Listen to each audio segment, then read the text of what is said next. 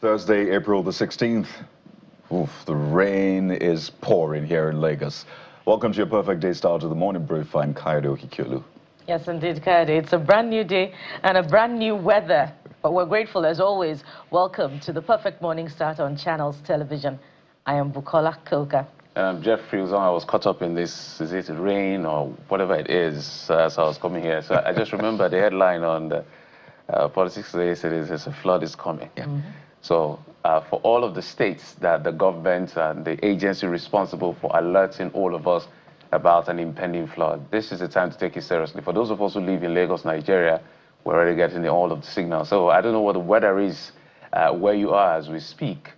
So you may have to maybe put an umbrella in your car. Do they still do raincoats? They still rain do. boots? They still whatever they still it is that you need to be able to navigate. And I feel so sad for certain people because right now the whole idea of moving to upper land, or is it upper land they call it now? Or higher ground. Higher ground, that's the word I was looking for.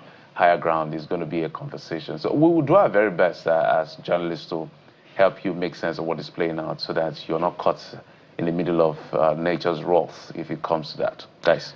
Yeah. And naturally, we should just segue into the advisory that has been given, the 2026 flood outlook. It's almost as the rain is reminding us that, hey, this is a foretaste I'm coming this year. So the Minister of Water Resources and Sanitation, Professor Joseph Utsev, revealed that 226 local government areas in 33 states and the FCT fall within the high flood risk areas identified for this year. So let's give you the numbers.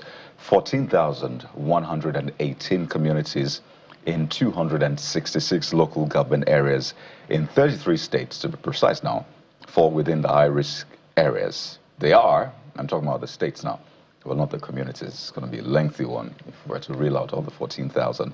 Well, they are Abia, Adamawa, Anambra, Bauchi, Bayelsa, Benue, Borno, Cross River, Delta, Ebonyi, Edo, Enugu, Gombe. Literally all of the states except 3 states. And the list goes on: Jigawa, Kaduna, Kano, Kebbi, Kogi, Kwara, Lagos, Nasarawa, Niger, Ogun, Ondo, Osun, Oyo, Plateau, Rivers, Sokoto, Taraba, Yobe, Zamfara, and of course, the FCT. According to the outlook, 405 LGs in 35 states fall within the moderate flood risk area, except Ekiti State. So yeah, the rains are coming, and we must be prepared. And you know, it's curious that less than 24 hours after, that advisory, the rains have begun here already in Lagos, and Lagos falls within one of those states. But it's perfect timing to remind the subnationals about, actions to be taken at this particular point in time, to not just, release subsequent advisories for people to move to higher grounds, especially those in flood-prone areas, but to remind subnationals as well of mitigation approaches to tackling severe flooding. And of course, this is especially apt because last year the president approved 108 billion naira to states. There's 3 billion per state to tackle erosion, and all other climate disasters that may happen. And of course, this came on the heels of, the breaking of the Alao Dam in Borno State, which resulted in quite a number of deaths. That was quite a disaster last year. And so we hope that there would be significant outcomes of the approval of those funds in addressing, faulty dams and other issues that make flood-prone communities more susceptible to the flooding advisory that has been released for this year. So there you have it. Heads up, call it, and we'll be following up to ensure that no one is caught off guard. At least we'll do our best from here. But speaking of what we must do, we must pay attention to the aviation sector as well, because the Airline Operators of Nigeria, AON, have warned that by the 20th of this month, April, they may be forced, now not to increase prices, but to basically suspend their operations due to what they describe as astronomical and unsustainable rise in the price of Jet A1 fuel. How much was it before? Well, according to Aon, and this is from the Executive Secretary of Major Energies Marketers Association of Nigeria. The letter was addressed to the Executive Secretary of MEMAN. Aon said that it was 900 naira per liter as of February. That's the price of Jet A1 fuel. But it is now 3,300 naira per liter, an increase of over 300% within weeks. So naturally, they're saying they believe that this is artificial. So it's not just a question of increasing price. They say that they may have to suspend their services, guys.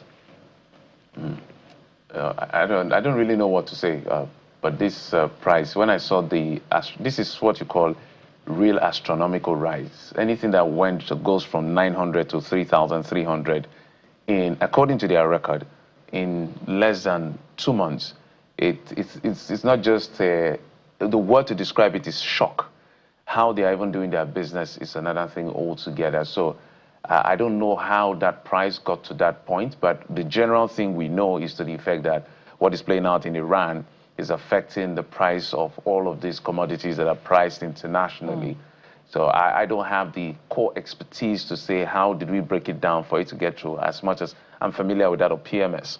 But that of Jet A1 is totally different. But by any stretch of imagination, that is way too much, right? I think they are comparing that if oil prices or crude oil prices went from, say, around the $65 or so to now about 100, they are talking about in the range of, or in the region of about maybe 30–40%. So how come the consequential increase of the price of the petroleum product itself, in this case Jet A1, moved by 300 as against the other 30%? So the people who do those analytics will be able to be in a better position to understand how the market plays out when it comes to Jet A1. But something has to be done. I read their release, and one of the last lines of that release says, this is their final appeal. So that's a serious statement to make. If airline close down, all of these airlines stop operation, it's going to affect us adversely, and we need to do something as quickly. I'm sure the aviation minister was copied, the president was copied, everybody in the sector who is a stakeholder, I think even the DSS also was copied, because anything that affects transportation, it also borders on national security. So that's critical. Bukola.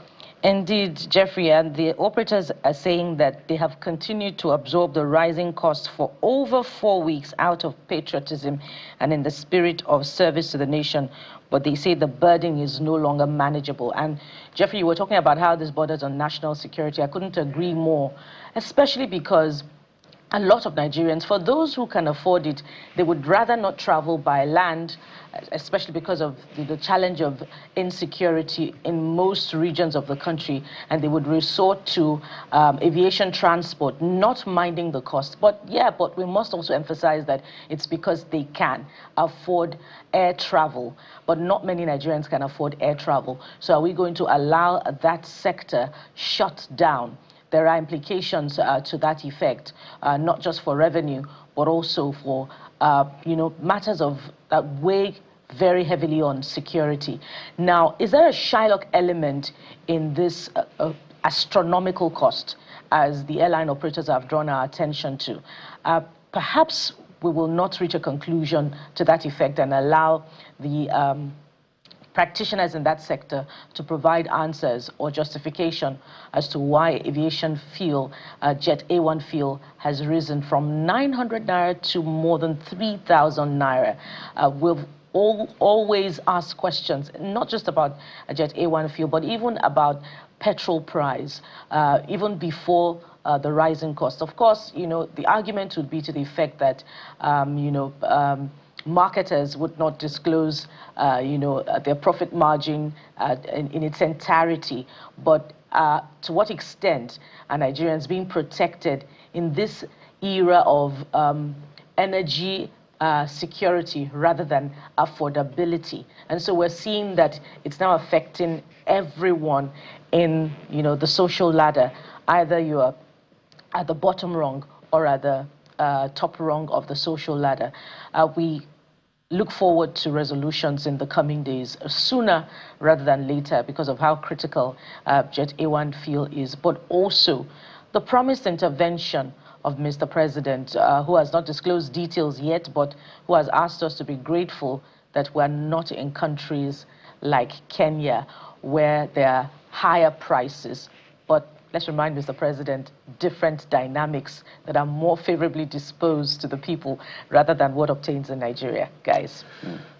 So we're staying with what obtains in Nigeria, because as it's affecting the aviation sector, it's affecting you and I.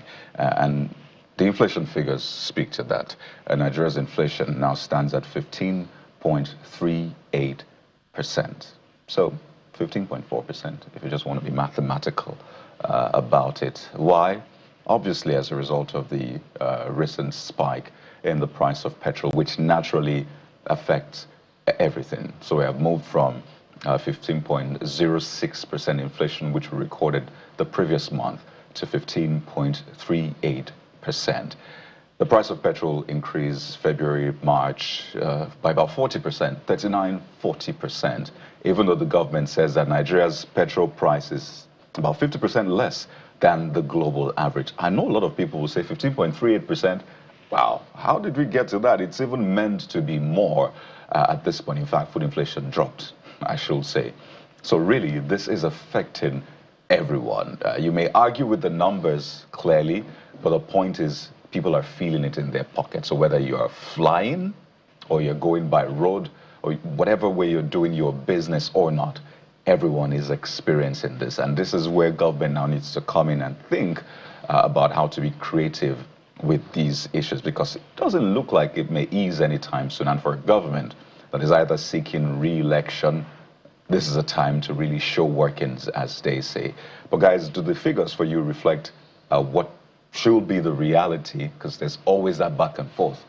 This is not what it's meant to be. It's meant to be more. What kind of calculation did you do? That's, of course, speaking to the MBS.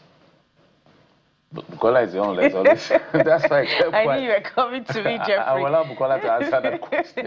I don't have an answer, Kadi. I have more questions. I'd like to borrow the calculator of the NBA. What is the calculator? and see how they arrive at it. But I may do a very poor job because I'm far from being a mathematician. But it begs the question. Let's make it clear, plain and simple for Nigerians. Petrol price moved from a little above 830 between 850 naira per liter to over 1,000 naira per liter. Depending on where you are in Nigeria, you're probably buying for 1,255 naira, 1,245 naira, or even more if you're further down in the northern part of the country. And so expert predictions even were not as realistic as we thought, inflation could have shot up as a result of the conflict in the Middle East. Expert prediction had put, the projected rise in inflation from March to be 15.8%, but what we're seeing from the NBS is 15.38%.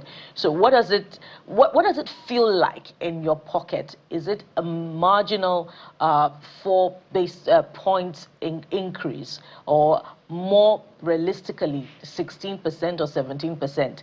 You have the answer to that question. But as Kadi has said, everyone is feeling the pinch, or if you like, the bite. It feels more than a pinch right now, a bite in your pocket, in your finances, because incomes are not increasing, but you're having to spend more on food. And speaking of food inflation, the figures have really shot up in particularly states of the Federation where they are experiencing insurgency. Even those that are not, surprisingly. Bayelsa, for instance, food inflation is 33.35%, Sokoto 28.02%, Adamawa 21.67%, while Kano, curiously, food inflation there is 4.29%, or your 4.86%, Katsina 7.48%. But more realistically, should food inflation in these states that have experienced a spike be something more like in the region of 40% or 35 to 37%, considering what the cost of staple foods was like in 2023? So the way the numbers work, I expect a higher inflation number by April, this April, because I think I understand that they collate these figures in the first 2 weeks of the new month. I know that at some point the numbers peaked on a particular day last month. You remember the war started February 28th, so we did 1 month and we're done 2 weeks plus or so into another month, which is April. So perhaps that's why the marginal numbers, that's why the numbers don't look as realistic as we would expect it to be. So we expect that when the numbers for April comes in, I am expecting the numbers to go up more than this, and maybe go to as much as maybe 16% or close to that particular number. If you, no, not 16, this is 15.3 or so, but higher than that, not just marginally higher. 15.3. Yeah, this is 15.3, yeah. So what I'm saying is that because they take those numbers, they take the data in the first 2 weeks of the month. So I don't know whether that's what affected the numbers we are seeing today, because a lot of people have expected the numbers to really shut up very well, not just marginally. So when we see the April numbers, we'll be able to draw a conclusion as to the data set. The reason I allow Bukola to talk, Bukola has no trust in the data of the MBS. Yeah. Some really? kind of, oh, that's the way you sound. Anyway. Yes, I also contest some of their, I don't agree with some of their numbers, and I've mentioned that over and over again. I don't agree with some of their numbers, but that is the data we have to deal with as far as the national data dashboard is concerned. I don't have my own expertise, my own resources to go an independent survey. It's a lot of work to do those survey, but it's important that these numbers reflect reality. But as I said, 2 weeks into the new month is when they take their numbers, so perhaps it hasn't really caught the bite of how much increase, because we experienced about 45% increase in the pump price, sorry, in the crude oil price, from about 60 something or so, around 70 from Brent to almost $120. So that's quite a huge rise in the price of crude oil, and that should reflect in everything that we do. But maybe we should be expecting more numbers, but that's as much I can say for now. So we're weighing these numbers. If inflation is at 15.38% from the 15.06 that it was in February, but the price of petrol increased by about 40%.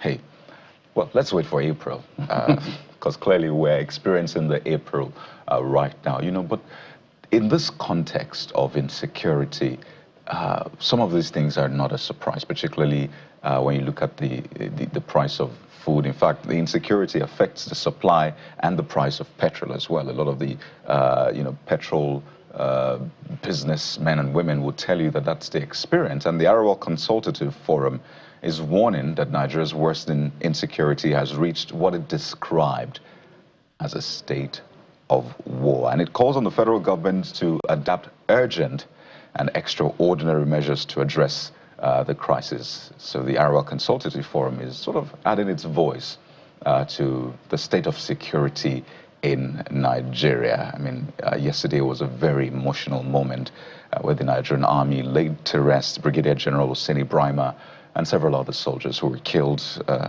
in a recent insurgent attack in Borno State. But how do we break down the ACF statement, and where do we move on or move to from here? Well, the ACF says this is a time for government to do things extraordinarily. So do not pay attention to anything frivolous, in a manner of speaking.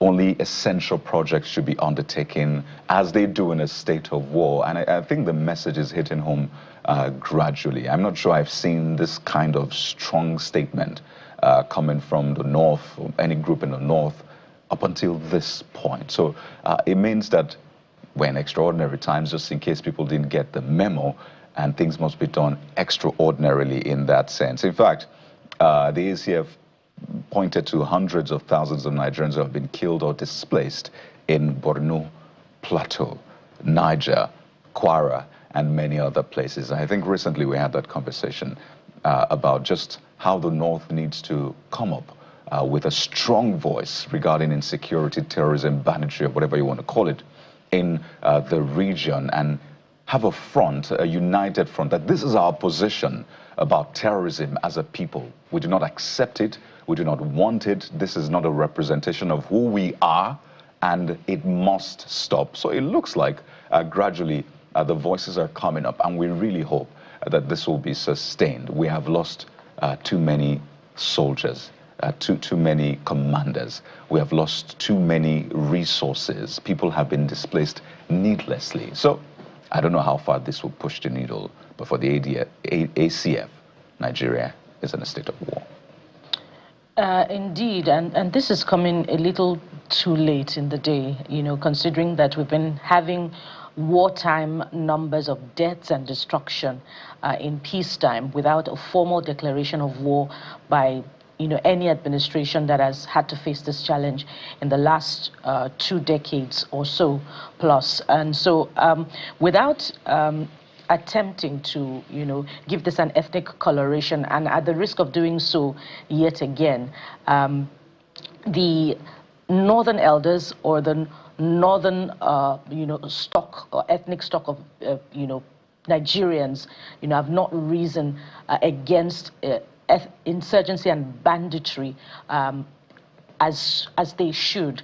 There hasn't been any, you know, demonstration of anger against what is happening in Nigeria's north, you know, enough to command attention, to compel attention, not just of the federal government, but also of the subnationals, especially in Nigeria's north.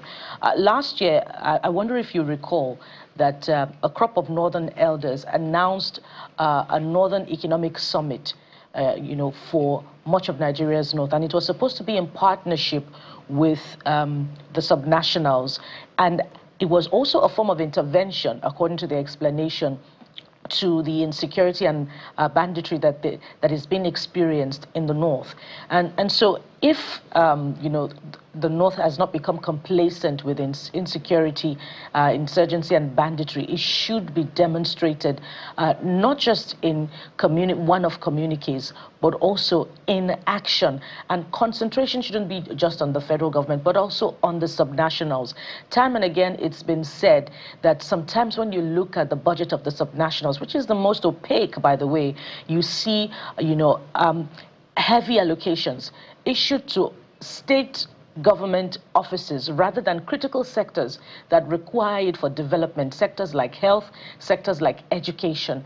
And this is totally unacceptable, especially considering the weight of the socio-economic problem that the North is experiencing. In recent times, especially since this crime of banditry and kidnapping has begun to push further down south to Oyo, to Ondo, we've seen protests in areas like Oyo, in Ondo, Fiditi in Oyo, some months back, and in an area in Ondo that I can't immediately recall now, but if we check the story, where the youths came out en masse to protest the rising spate of kidnappings in the country. And so we must ask more questions of the subnationals about their commitment to security, about, you know, how they're being forthright or not with the federal government on what is required to actually, you know, get Nigeria out of the challenge of insecurity. And so we could continue on and on about questions of the declaration of a national, what's it called now, emergency on insecurity. But what are the results that have come out of that declaration 2 to 3 months down the line? We've seen more deaths, more killings of our commanders, and, you know, little credibility to explanations about how, you know, the insurgents are being desperate and we're winning the war against banditry and insurgency, but there are absolutely no results to prove that indeed there's victory on the Nigerian side. I'm happy there's action. I'm happy they are screaming, and they should continue to scream. Just like what we've always said, they should take their own destiny in their hands, not by taking up arms, but protecting themselves and making declaration. Our thoughts and our prayers are with the families of these great gallant soldiers who have paid the ultimate price for their fatherland or motherland, as you call it. Sometimes these deaths, I know they signed up for it, but some were avoidable, but it did happen in the line of duty. We'll eternally be grateful for their service, for what they've done for Nigeria at a time like this. So we thank the family of the general, and every soldier, named and unnamed, who has paid the ultimate price in the line of duty in service to the nation called Nigeria. And on the side of the northern leaders, there are 19 states in the north, including North Central, Northeast, and Northwest. It's time to sit down and ask yourself very serious questions. Very serious questions. Even power staying in the north hasn't solved the problem. The time of Muhammadu Buhari, God rest his soul, there were also issues around massive insecurity in the country. So do not allow your region to be a killing field for whatever political, agitation. The Senate President just 2 days ago did mention that after the elections, these killings will stop, deducing to the fact that this looks like, in his words, politically motivated. And we've also seen, it's not because he's saying it, we've seen that pre-election year, there's always an escalation of insecurity. And where does it happen the most? In the north. So the north must make up their mind, working in collaboration with the federal government, not to allow themselves to be used by anyone, not their own people or some of their selfish political class, not by anyone else from any other region.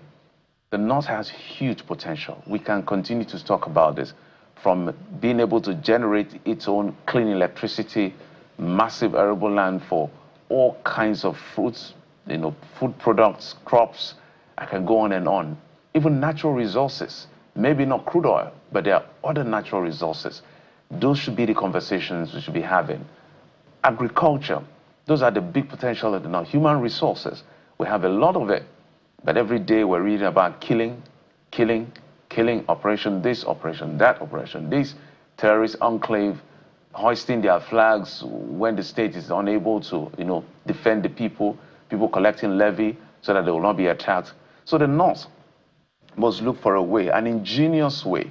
At least, guys, we've seen it happen in Kaduna State under Obasani, at least compared to the previous administration.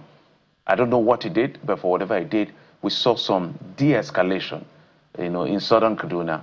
So whatever that template was, that is within national security framework, that doesn't compromise our sovereignty, I think we need to, use it across board so that the north doesn't become a killing field. I remember my late father used to talk about Plateau, Jos.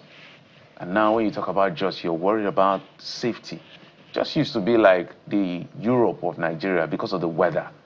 So it has to stop. So if Arawa has now woken up to say, this is war, we are with you, and you collaborate with government to end this war once and for all. Absolutely, and we must seize this moment, just in case, and I imagine that is not true, that the security agencies have not seen the videos of a University of Jos student, John Arum Azi, who was kidnapped on his way to Kaduna State. Goodness me, the kidnappers used his phone, according to what we hear, to record a very distressing video and sent it to his group, showing him being tortured in the most gruesome manner, being flogged, a stone placed on his back, and flogged at the same time in the most wicked manner. And ransom was demanded. In fact, it made him denounce his religion at some point. He said, I thought you didn't know Jesus, from what we heard. So it is a very sad narrative that we keep having these cases time and again. Nobody will watch that video and feel like eating or feel like sleeping for the next few hours, because it is indeed very distressing. So this is again raising the alarm, and I want to imagine that the security agencies have seen the video. We must rescue that young man and others who have been kidnapped for weeks across the country. Yes, we're in a state of war. We didn't really need anybody to tell us that, but we must crawl back from this hole that we found ourselves. So please, John Arum Azi, that student, must be rescued. And we look forward to sharing that good news and the rescue of others who have been kidnapped by terrorists who are operating almost without let in Nigeria. It is not where we should be right now. All right, so we'll take a break. When we come back, we'll get to look at a few of the papers, and then we'll get to the first conversation for the day. Stay with us.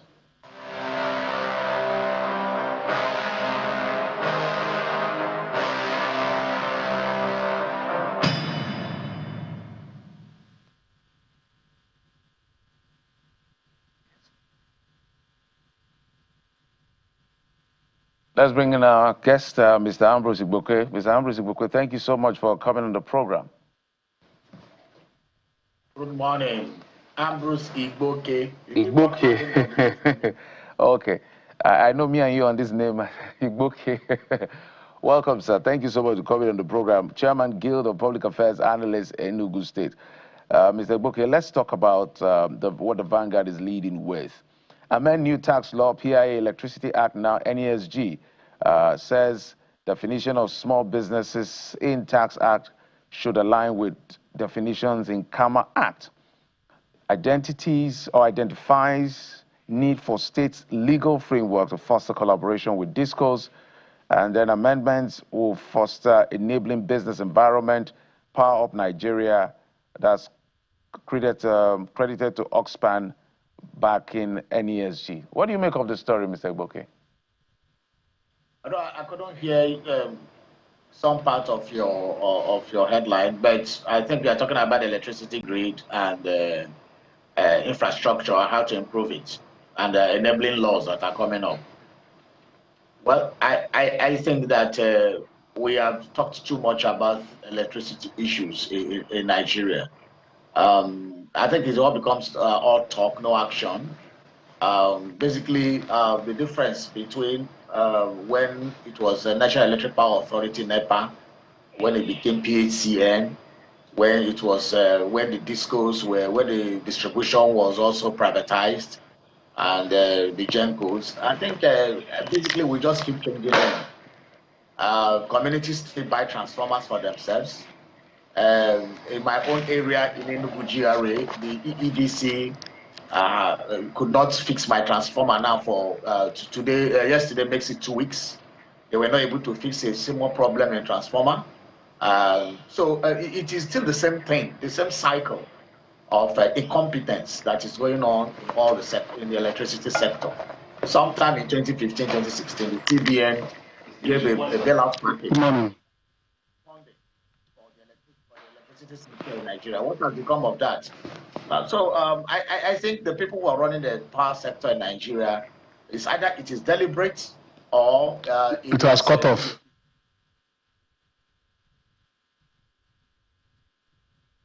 You know, be able to do anything about it.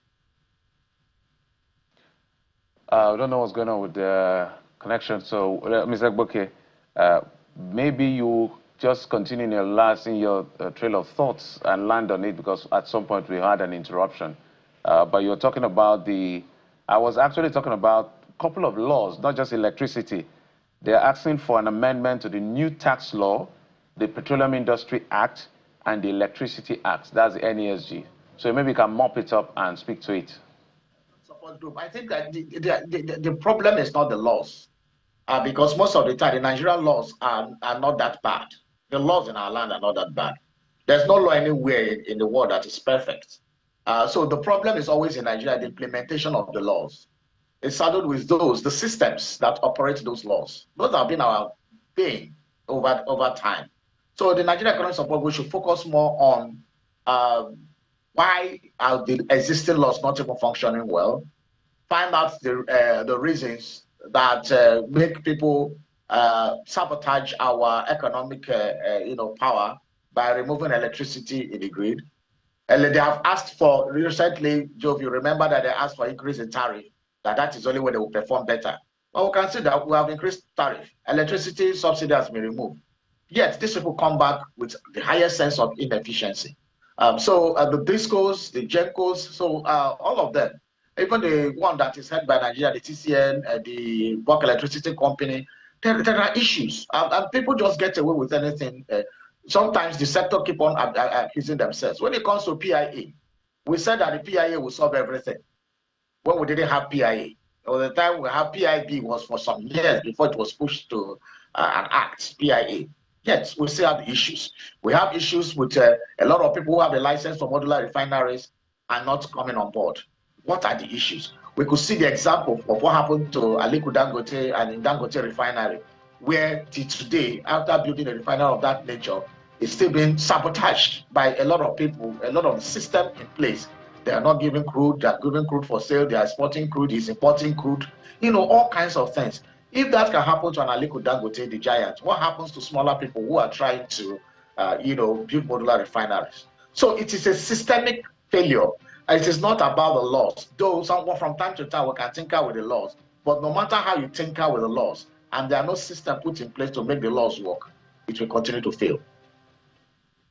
Well, speaking of systems, I wonder if this next headline is a direct consequence of the fiscal system that is being run by this administration. Take a look at the Guardian newspaper. The headline so reads, fresh concerns over funding risks as Nigeria's public debt hits 159.28 trillion naira. It's a page 6 read inside the Guardian newspaper. Mr. Igboke, I believe this figure is coming off of the last quarter of 2025. We haven't even factored in the loan that has been approved, in 2020, in the first quarter of 2026, into this debt. But what are your thoughts on this increasing debt concern? And of course, against the backdrop of what is often quoted as debt sustainability ratio. It is a dangerous trend, and a lot of times experts have spoken against this, citizens have spoken against this. More so that the borrowings are frittered away. When you borrow for massive infrastructure, for maybe revamping the industries that have closed, let's say the textile mills or the steel plants in Alaja and Ajokuta, or even the assembly plants of cars around the country, and so many other industries that have collapsed over the years. If we are borrowing to revamp and resuscitate those industries, then we will say that we are borrowing for production, we are borrowing to make the country better. But most of the time, we borrow for frivolous things. Oh, somebody was talking about borrowing for conditional cash transfer to how many thousand homes. Who monitors it? What is the monitoring and evaluation framework for tracking those things? Most of the time, we don't even get to hear about them. Then there's this mindless borrowing.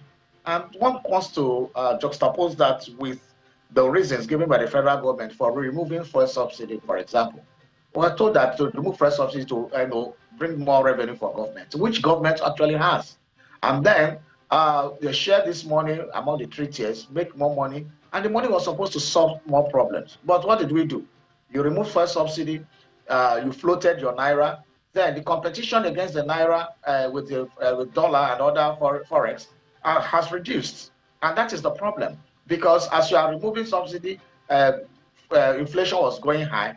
You floated naira, double inflation and everything. So you find out that a lot of times, because we are not even a producing economy, most of the things we still use are foreign products and foreign services. And when you now want to juxtapose this to exchange rate, it has gone below the line. So that is why it seems that there is more money, yet there's no value. We have so much money, but there's no value. And that is the cycle of financial intransigence that the government has found themselves in. The borrowings are so much, and you can't even tie it up to any serious this thing. For example, when you see the coastal highway and there's some other projects, you see that the costs for this thing are so hyperbolic in nature that one keeps wondering whether they are building a city in the Atlantic Ocean. Right. So that is a big problem. Our fiscal condition is so bad, and one wonders whether our great-grandchildren will be able to pay this debt. We just hope that one day we will not be on the streets or in your house, and some foreign powers tell you to come out and give out your house because Nigeria is owing. Let's take a look at this Nigeria. Very instructive words there from you. But this Nigeria leads with advisory for Nigerians. Flood, 33 states at risk. Water Resources Minister raises the alarm, advises states and the FCT to brace up for surge. And the big picture on the front page shows military officers paying last respect to the fallen general during fight against terrorists. This is the caption says, Brima, hero buried with honors. And just right below that is the 210 trillion naira matter. Senate orders NNPCL boss Ojulari ex-CEO Kyari to face panel, gives fresh 2-week ultimatum to management to provide details of alleged missing accruals. 210 trillion naira. Sometimes these figures are thrown out there Everybody talks, and after a while, we don't hear anything about it anymore. So it's either the National Assembly didn't come up with the right figure, or some deals went behind the scenes and conversations and just shush. So should we be expecting anything from this, Mr. Igboke, as we wind down? Nigerians are full of proof. I mean, for the military heroes that died, you guys have said a lot at the introduction level. That we need, these are deaths that are preventable, and that we don't need to be in this war in the first place if we are done what we are supposed to do. Then, as for the pro panels that have been set up, this money missing issue. Remember Fela's music, Army Arrangement, in that track. They talk about 2.8 billion naira oil missing, and then they set up an inquiry, and then dabaru everybody, deceived everybody, they closed the inquiry. That was in the 70s, and so that's between 77, 78. If those things were happening then, I mean, this year, it's almost running 50 years. We're still doing the same thing, setting up inquiries. At the end of the day, the inquiries produce results. They set up another committee to look at the recommendations on the inquiry. At the end of the day, it just fizzles out. The report gathers dust in a cupboard or in the vault of an office in the ministry or department or agency, and that is it for Nigeria. And then just comes out of it. So it's a cycle of deceit. It's a cycle of photo-ops, and it's a cycle of fiscal irresponsibility over the years. It's been a cultural thing in Nigeria, and that is why we are not even where we are. Somebody told me that Nigeria is stagnated, that Nigeria is not. I said Nigeria is not stagnated. Nigeria has retrogressed, because if you are stagnated, that means you are where you were for some time. You can't move. But this time we have retrogressed so much that we have lost value at every facet of our life. So it's unfortunate. I don't believe in such probe. It's a probe, and nothing comes out of it. It's only at this stage, for those who go to church, they say it's only God that will save Nigeria. All right, Mr. Ambrose Igboke, Chairman, Guild of Public Affairs Analysts, Enugu State. Thank you, sir, for your insights on the issues we've raised, or the papers I've raised this morning. Thank you, sir. Thank you very much for having me on the show. We'll take a short break. When we come back after the break, a senator will be joining us to look at the state of the nation, from the politics to the economy to everything we can segue into within the time we have. Stay with us.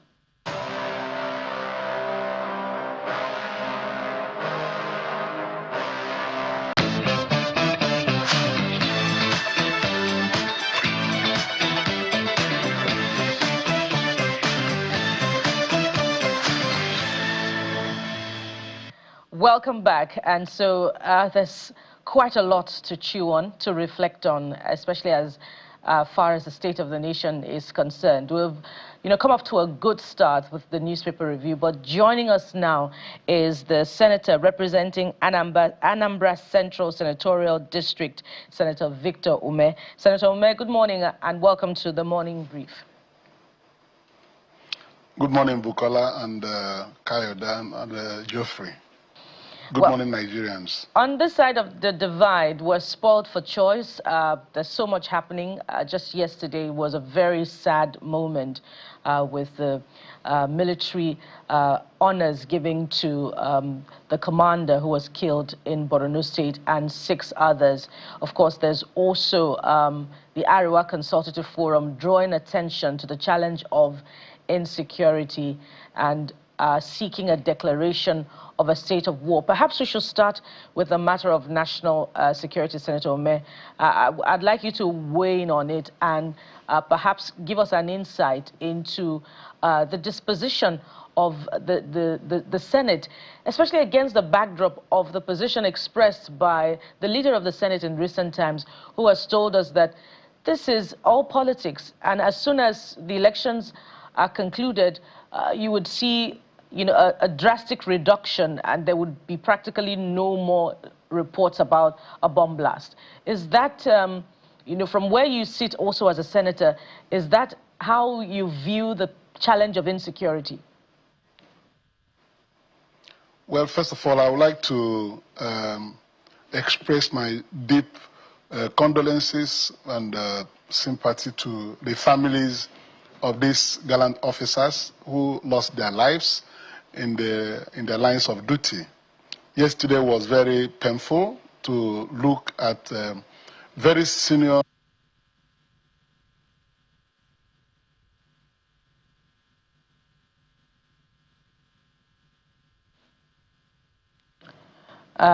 we're having challenges getting through to Senator Victor Umeh. We hope that that will be resolved as soon as possible. But it's a very, very important conversation, and would like to also, get the thinking of the Senate as far as that is concerned, beyond the condolences and beyond, the views expressed by the Senate President. What would be the intervention of the Senate as it plays its role, of, checking the executive? Are we going to be demanding more accountability in the funding, allocated to defense? Senator Umeh, we understand that you're back now. I would like you to continue in your line of thought. Yes, I said that yesterday was a very bad day for us, watching on television very gallant officers being led to rest at the cemetery in Maiduguri. This continuously brings to the fore our inability to secure the lives of Nigerians. I do not want to begin to discuss our failures in this regard, because it's been a very incessant and recurring problem. Killings of Nigerians have continued to happen. And at the Senate in 2018, we did set up a National Security Summit here in Abuja, where all the officers of the armed forces and the other stakeholders came here to submit papers, all of them, discussing the way to protect Nigerians. After that summit, the report of that summit was made available to government, and killings have continued, including things that were discovered to border on sabotage in the military operations, because everybody came. DSS, Nigerian Army, Nigerian Navy, Nigerian Air Force, they all submitted memoranda. But waiting for government to act on the memoranda and give us a secure nation has been elusive. And aside from that, you see that reasons for killings have been given different colorations. People fight people because of religious beliefs. Others kill. Banditry, for example, because of the harsh economic realities, people have taken to kidnappings for ransom. So Nigerians' security has been completely compromised. The problem we have now that we're discussing is that very senior officers are being killed in the lines of duty. And one will ask, all the monies we have appropriated for security of lives and property in Nigeria, what happens to the money? We've been giving defense and security the largest chunk in our budget appropriations every year. And these monies run into trillions, sometimes 5 trillion. And if you want to see a change in the approach to fighting insecurity, you will continue to be disappointed, because every day people are killed through all kinds of means. Brigadier generals, this is not the first brigadier general that was killed. The other one, Uber, was killed. And we see these things in the news. And if you wait for the security chiefs to give us reasons for the killing of officers who are supposed to be with men in operation, they just fish them out and kill them. Why are they killed? What is the outcome of the investigation? So the whole thing is a mess. The country is diving into a situation where everybody is afraid of his life. And today, government should sit up, because when these things happen and nobody takes responsibility, or you send condolence messages, it does not augur well. This one is killing of our officers. What about the citizens that are being slaughtered and killed on a daily basis across Nigeria? So the government should jig its approach to defense and security.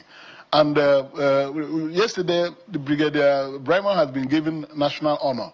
The national honor cannot bring out anybody from the grave. And if you think that when you say you are giving somebody national honor for being killed in the line of duty, that is not what the family will want to hear. They want their breadwinners and their cherished ones to be alive. So we have to protect our officers and our men who are daily risking their lives to protect and save this country.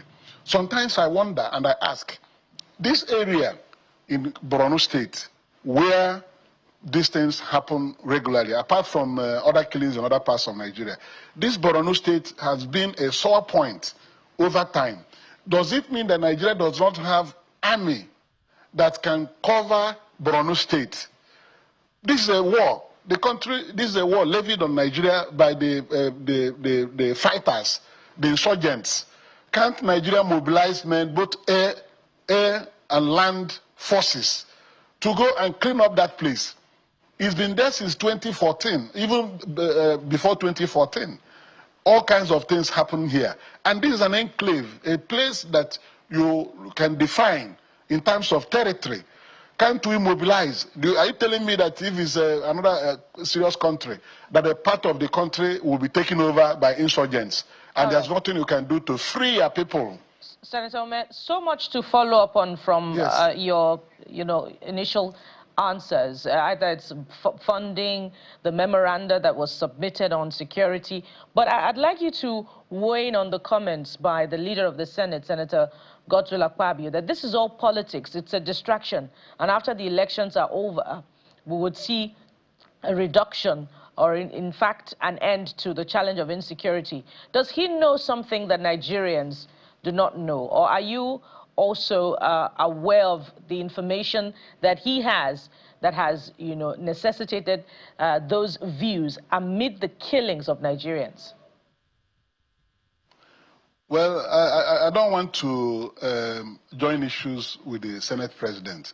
What is important is that you don't politicize insecurity. By making that type of statement, he's making it to look like it is politics that is responsible for the mass killings of Nigerians. Last year, there was no election. How many people were killed last year? 2 years ago, there was no election. How many people were killed in Nigeria? These are daily occurrences that have nothing to do with election. That election is by the corner, and you want to take this to heap it on pending election. That's why people are being killed. I don't believe that. The other one is that last year, the Senate resolved to have a security summit sometime in December last year. I know that when that issue was raised, I agitated to oppose that summit because we had summit in 2018 and it didn't help us. I'm happy that in the end, the Senate have not been able to hold that security summit. We have to look internally and see how to use our security apparatus to be able to defend and protect Nigerians. This thing has nothing to do with the election, and if he says that after elections, killings will stop, these killings that have been going on since 2023, the election ended. Check the number of Nigerians that have been killed between 2023 and today, that we don't even have any election. Election is just by the corner. So I don't want us to continue to politicize our failures. We have to accept responsibility that we have not been able to provide security to Nigerians. And the government of the day should be able to accept this as an arduous task that it must address. There's no point trying to use something that is not plausible to cover our failures. Every time in the Senate, when people are killed across Nigeria, in the Benue, in the Plateau, everywhere, and so on and so forth, consistently, I've been rising to speak to condemn the scourge of killings going on in this country. They have to go and nip the reasons for these killings in the bud. The Plateau has always been a flashpoint. The Benue has always been a flashpoint. Borno has always been a flashpoint. It has spread to Kebbi, Niger, and other parts of Nigeria. So this insecurity is something nobody should take to politics, because it has been with us perennially over the years. All right, distinguished. Let's bring in Yes. politics now. Maybe we'll have time. We'll go back to national security and then the economy. But let's talk about politics. And my first question, and it's a direct question, with the litigation still pending at the Supreme Court, and of course the one at Justice Emeka Nwite's court has been adjourned sine die because of the pending hearing at the Supreme Court. Do you really see the ADC meeting up with time to fill up or field candidates in this election? I ask that because we've seen this scenario play out with the PDP, and look at what the state of the PDP is. Well, the truth is that the judiciary should serve democracy in Nigeria. It is the judiciary. All these problems you are seeing are created by the judiciary. The courts and the laws we have forbidden courts in Nigeria from dabbling into internal affairs of political parties. It is there through case laws. The Supreme Court has severally ruled that no court shall have anything to do with internal affairs of political parties in terms of leadership and things like that. The Electoral Act of 2026, which we amended in February this year, assented to by the President, in section 83(5) of this current act, it says that no court in Nigeria shall have jurisdiction to entertain any suit or matter concerning internal affairs of political parties. It is written here, and this is the law of Nigeria. But every day you see judges dabbling into matters concerning internal affairs of political parties. And when these things happen, the apex body, that is maybe the National Judicial Council, will continue to watch as if they are not in Nigeria. Judges will come and create problems and confusion in political parties, and will begin to discuss them. What are cases pending in the courts of Nigeria that border on internal affairs of political parties? What are they doing there? So it is the judiciary that will come out hard with a hammer to discipline judges who do not respect the laws of Nigeria. If the Supreme Court says no court shall entertain a matter bordering internal affairs of political parties, what are high court judges doing in such matters? The statute says so. I've read it out to you now, section 83(5) of this act. No court in Nigeria, no court, when it says no court, it includes the Supreme Court. No court shall entertain any suit that borders internal affairs of political parties. Now, Justice Nwite has obviously dabbled into ADC to destroy ADC. It is a hatchet job that he's doing to destroy ADC. His brother judges, they know that this is forbidden. You cannot do that. And many judges are doing the right thing. The Federal High Court here in Abuja, presided over by Justice Joyce Abno-Malik, has declared jurisdiction on all matters concerning leadership disputes in political parties. And her judgments are there for everybody to see. Distinguished, across the state, I know that you made a statement, and this is a strong allegation. I don't know whether you have proof that he's doing a hatchet job, because I don't want to impugn or want to impugn on it. Just hold on, sir. A case is in front. Just for a moment, sir. My apologies. You don't have jurisdiction to do a matter. If you go there, you must go there with an ulterior motive.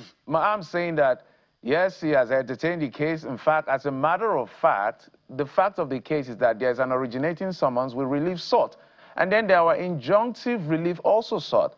What he did in that particular case was to ask David Mark to say, come and show cause why this injunction should not be granted. And that case, an interlocutory appeal has made its way to the Supreme Court as we speak, which will be determined, I think, on the 22nd.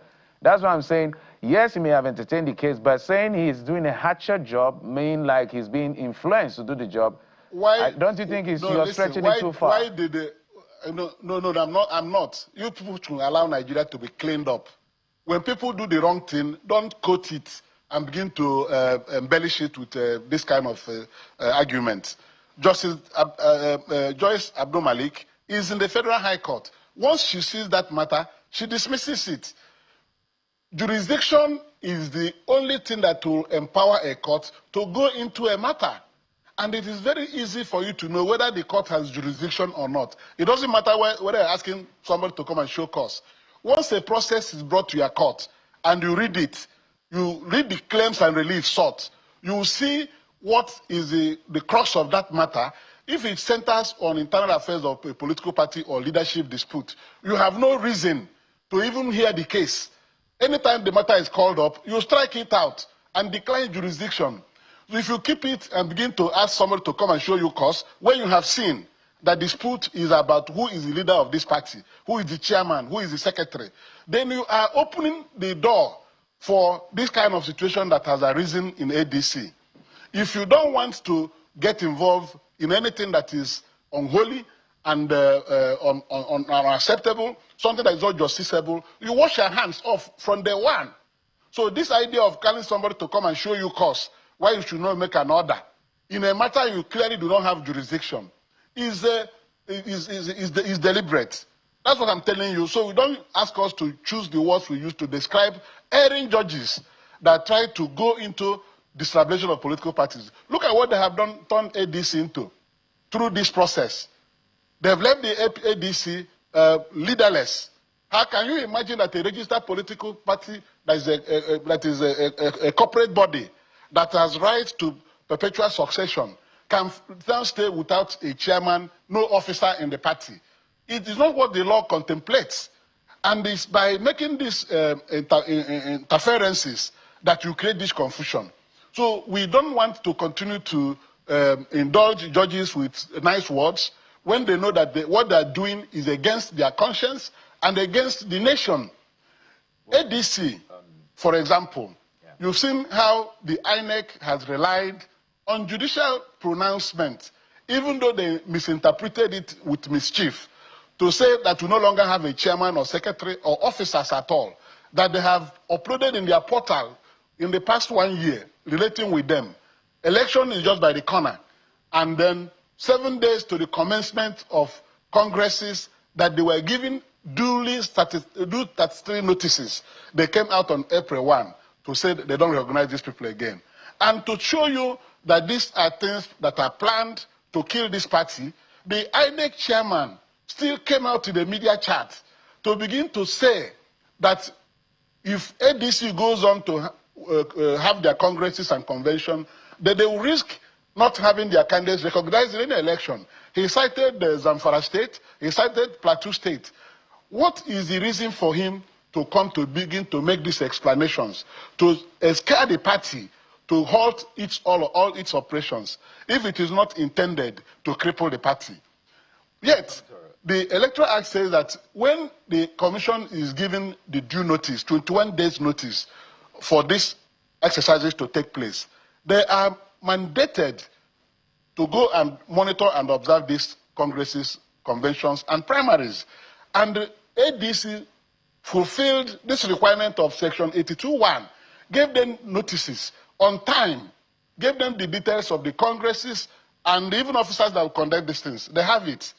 Now, coming out down to say, we cannot do this, you don't have officers again, is a deliberate plan to remove ADC from the election. Everybody should be in doubt about this. But the good thing is that the good thing is that we have had our congresses successfully. Right. We have had our convention successfully. And Section 82(6) says, failure of any political party to give INEC the 21 days notice as contained in Section 82(1) shall have the congresses, the primaries and conventions declared invalid. So once you give notices to INEC, all right, whether they come or they do not come, those things can never be invalidated. Right. So just quickly, yes. It sounds like you have lost some faith in the judiciary, and I want to know, is it fair to blame maybe the judiciary solely for this, or even INEC, when even within the ADC, we've seen people, the leaders, pulling apart at the centers. We have had Nafi Bala Gombe, now whom a lot of people describe as a traitor within the ADC. We've had Ibe Kachiku, who had raised the alarm from the very start Mr. Kachuku, rather, who had raised the alarm from the very start. We've had Don Norman Obina now. The group recently said that, well, we're taking charge in the party. We have Honorable Leke Abejide as well. So these are members of your party. These are not members of the judiciary or INEC. People within the party who are saying, well, we don't think things are done the right way. So my question again is it fair to blame the judiciary or INEC when this is coming from within the House? It is for these reasons that the court has since ruled, Supreme Court, that matters of leadership disputes in political parties shall not be justiciable, because they know that this type of situation have been occurring in the past, where people can be hired to destabilize their political parties. And the courts were inundated with litigations. And for so doing, the judiciary decided from a long time ago that you cannot bring these matters in court, that courts do not answer political questions. Who is their chairman or who is their leader? It's an internal affair within your party. If you look at operation of ADC, look at our convention of 14th April, 2 days ago, you will notice that the whole party is there. Anybody who want to associate with ADC in terms of substance, everybody was there. So where are these people you are talking about? Abeji Deleke, who is in the House of Reps, who is already working for APC, campaigning for President Tinubu to be re-elected, and you are associating him with ADC. Is that what you should be discussing? So all these people that go to court to challenge their party are hired goons. People sponsor them to go and destabilize the party. And that's the wisdom in acting in the Electoral Act in section 83.5, that no court in Nigeria shall have jurisdiction to entertain any suit or matter that concerns internal affairs of political parties, right, including leadership. So these people who are existing, we are mentioning their names now, right, they are loafers. Okay. They are not working for their parties. They are agents of destabilization. Right. And the court, when they see such people, they'll send them away. Okay, because the statute has barred them from bringing such matters to the court. So naturally, it's my only next when the question... court indulges them. Right. When the court indulges them, they'll create this confusion you are discussing. They should not be had.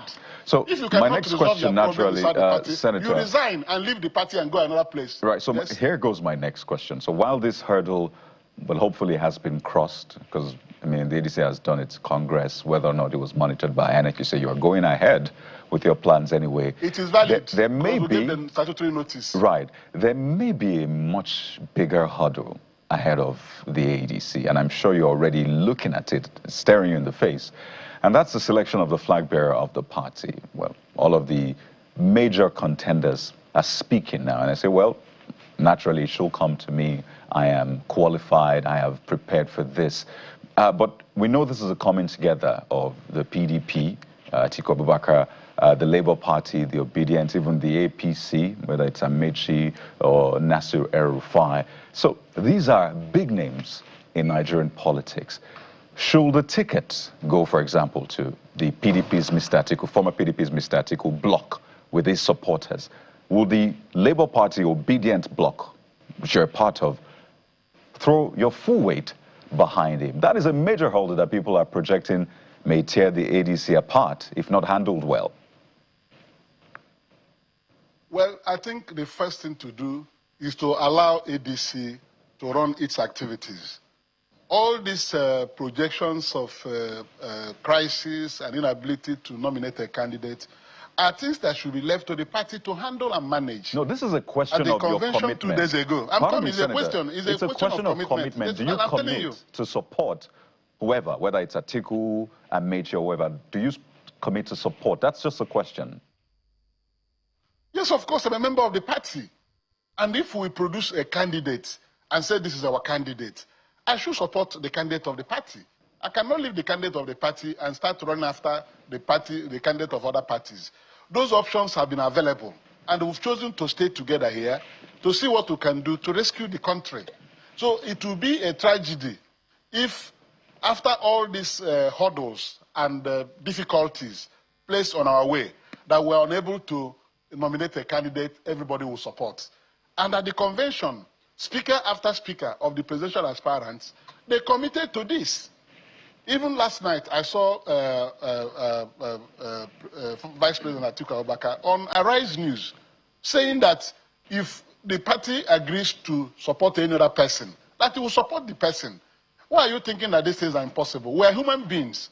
And but Senator, we've heard Obedience. Threat. I apologize. We've heard Obedience say on social media that it's Mr. Peter Obi or nothing. If these primaries don't go that way, then our hands are tied. We might not be supporting. So has this trickled down to the Obedience on the streets, on social media, that wait, if it's Atiku, we are going to support. If it's Amechi, we have to support?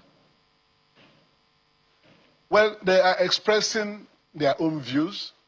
And at best, I would consider them as pressure groups. The same way it is in other interests operating in the party.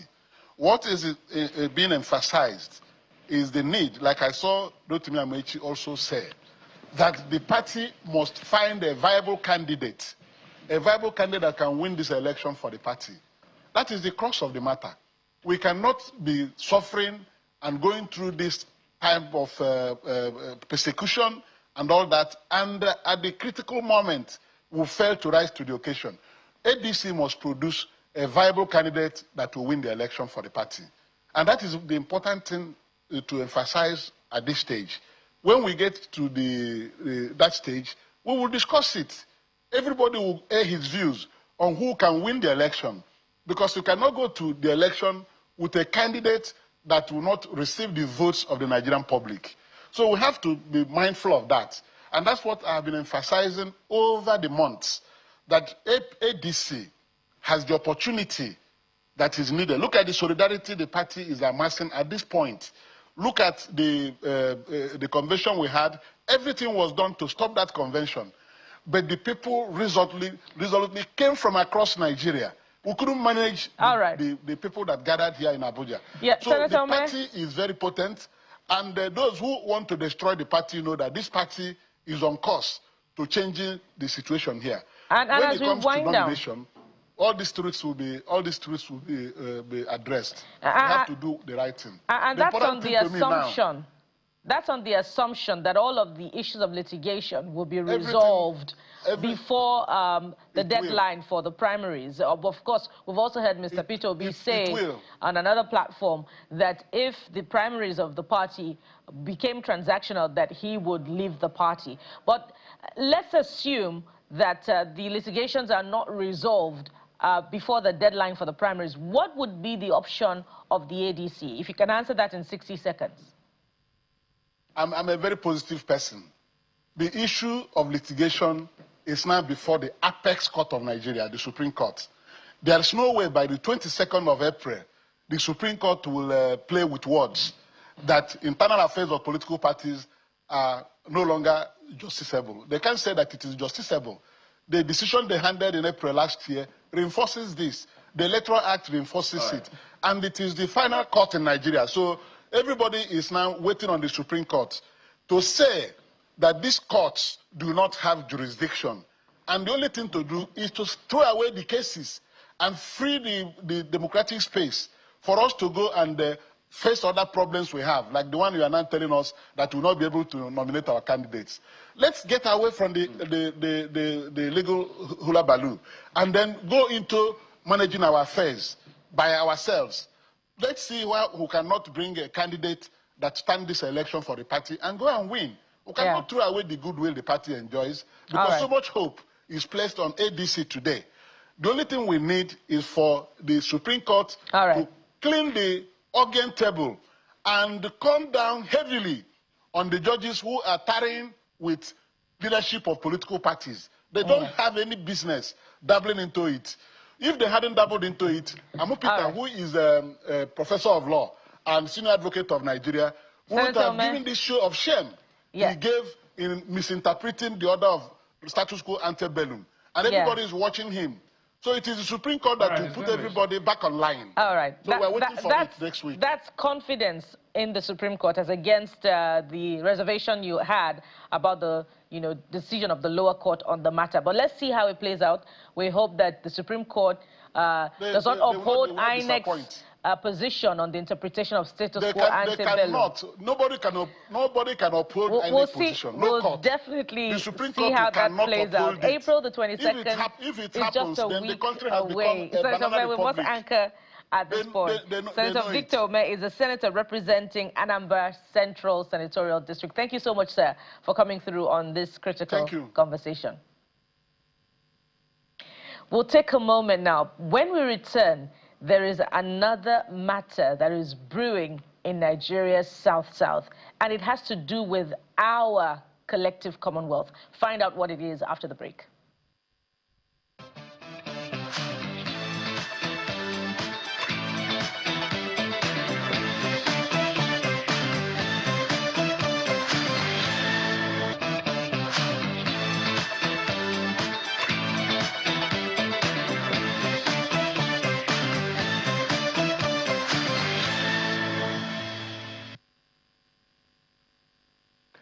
Welcome back. Let's bring in our guests on this particular segment. There has been, I'm sure if you're watching television, about argument around surveillance contract, whether it should be decentralized or kept with Tantita and the other persons who are running the surveillance contract, or decentralized.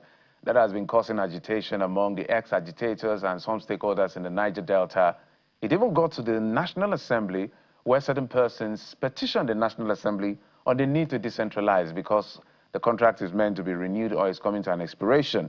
Well, the National Assembly joint session had actually sat and made a ruling because the petitioners did not show up. So they expressed confidence in the ability of Tantita to be able to carry on with whatever they're doing in terms of surveillance work and others. And that has generated even further reaction. Now, the Niger Delta is our own Strait of Hormuz. It's critical.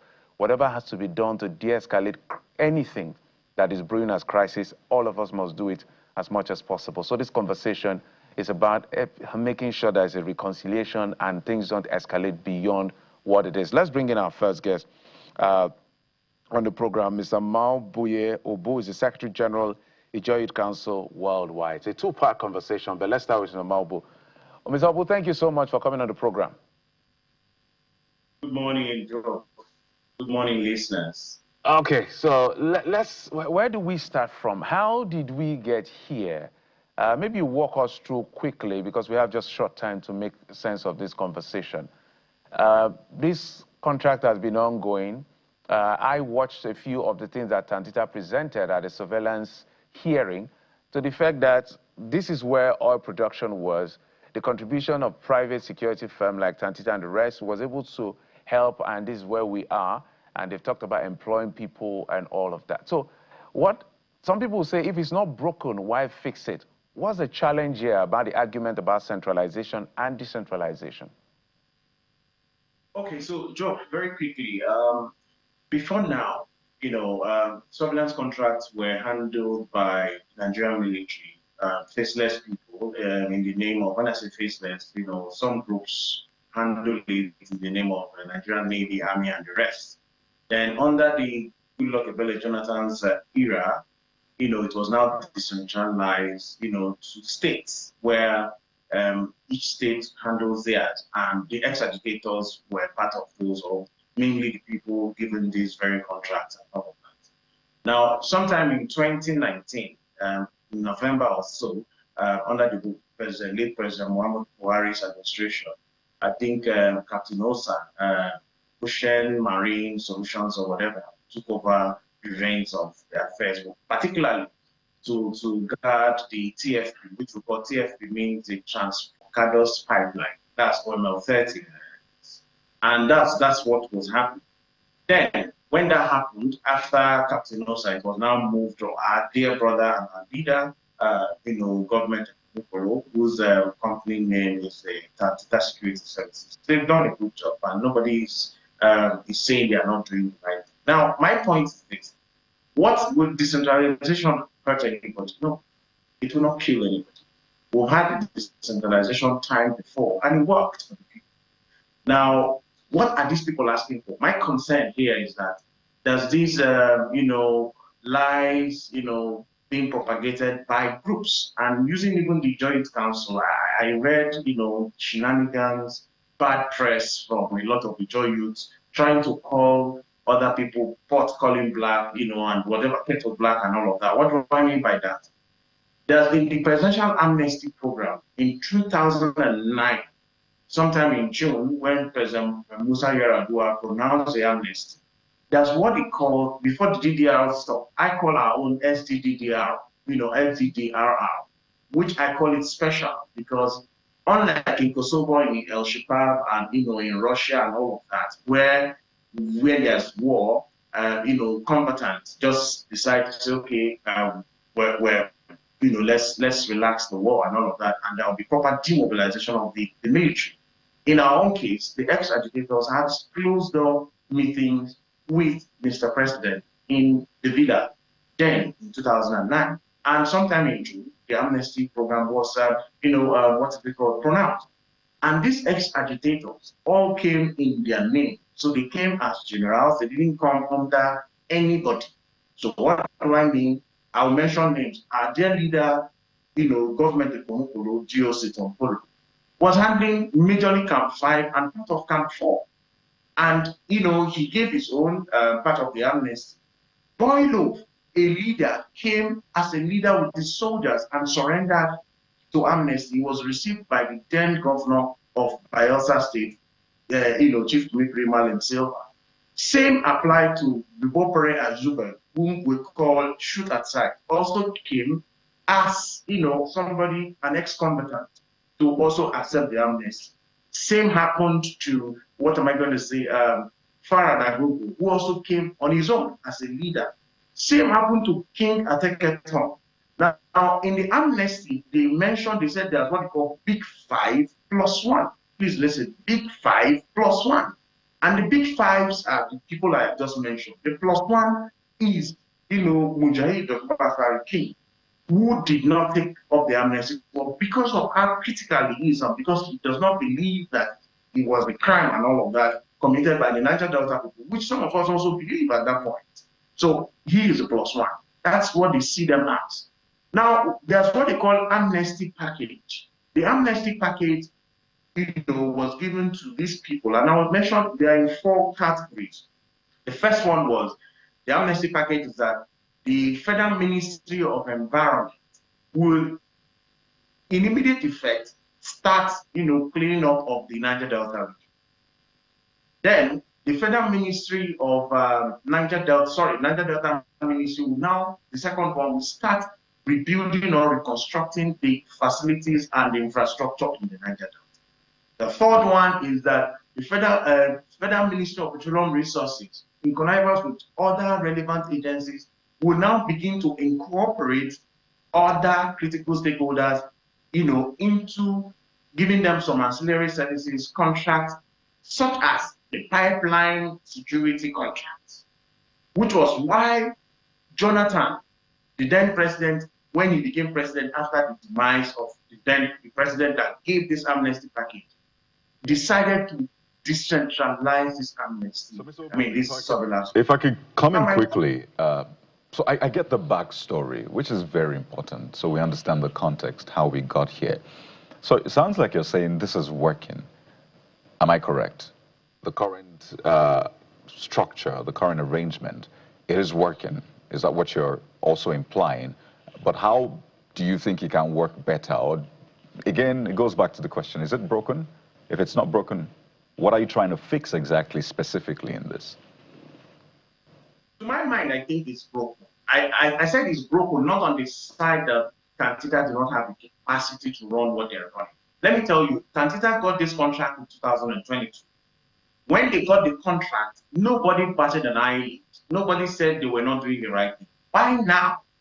That means, let me tell you, there's back-end communication that these ex-agitators have not also told us. But what we know, some of us who are close, that what they ought to get, they stopped getting it. But I see that what is going on currently is the presidency trying to have what they call proper control of the Niger Delta region because of 2027 election.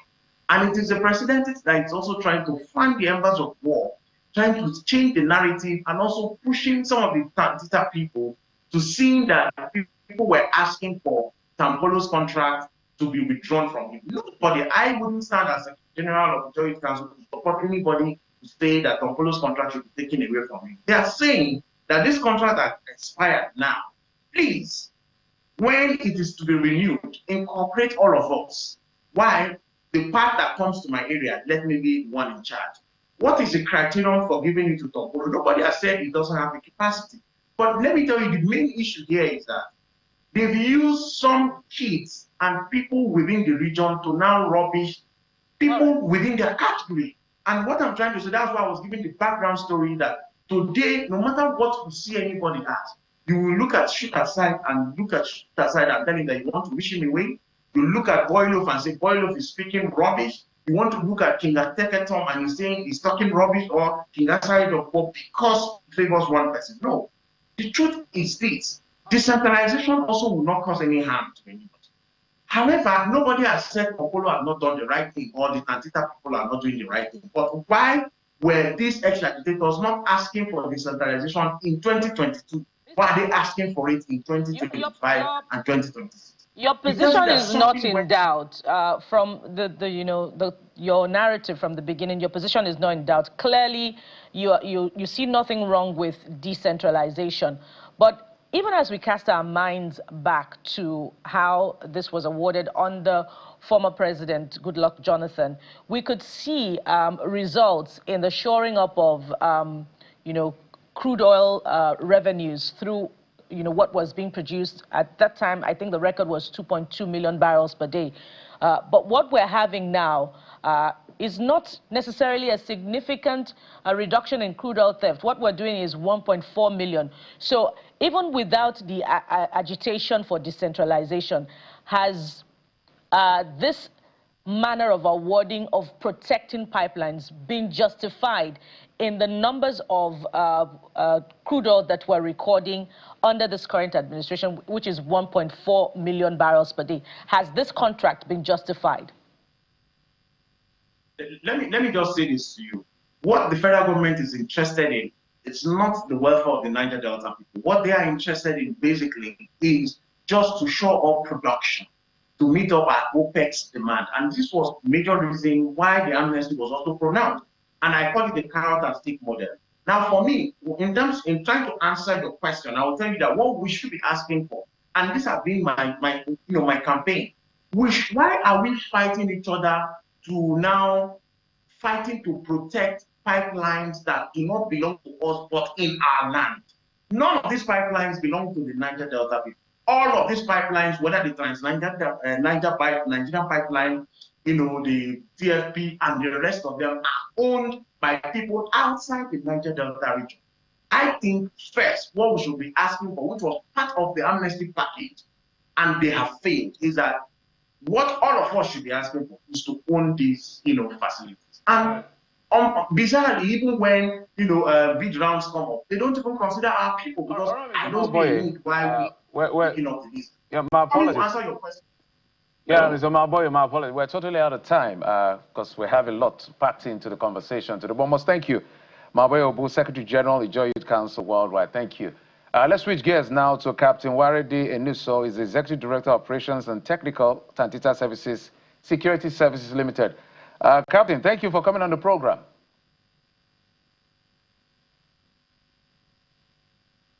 Can you hear me, Captain?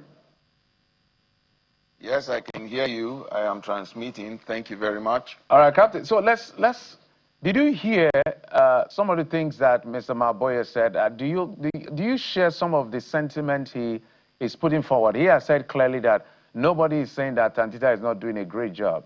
But it's not going to kill anyone if it is decentralized based on the amnesty pact that was agreed, where all these big 5+1, as it calls it, this general, nobody came under anybody. Everybody came with their own force to present themselves for amnesty. They say it's not going to kill anyone in renewing the contract to decentralize, so even further secure the place, even more, way maybe better. Is that something that makes sense to you? Well, it doesn't really make much sense to me who is on ground and operating. And I think a lot of them don't even know how this oil theft situation works. First, I will address the issue of decentralization. Now, you have the pipelines crisscrossing 6 states in the Niger Delta, 6 states. And then they're also going into the ocean. All right. Now, you give me a contract that is based on performance. If Nigeria does not meet a certain amount of production, I don't get paid. So, if we decentralize this contract and you don't do your part, from a pipeline that crosses from your section to my section, or you do your part, but when the pipeline gets to my section, all the oil is stolen. What do? This was the exact case from the Zombe to Ugoda, Ugoda to Brass. The company at that time was ADAX. ADAX had locked-in barrels because everything they pumped to Izombe arrived, but from Izombe to Brass for export was 0. This was apparently going on for 6 years, 6. So they had to stop pumping. So while the Izombe side did their job, and this thing I'm telling you, there was a security company operating at the time. But due to the decentralization they probably had at that time, those taking care of the Ugoda to Brass did not do their job, or could not do their job, let me say so, because it's a very challenging job. And everything that was done from the other end never arrived at the export terminal. How do you handle that? It is very difficult.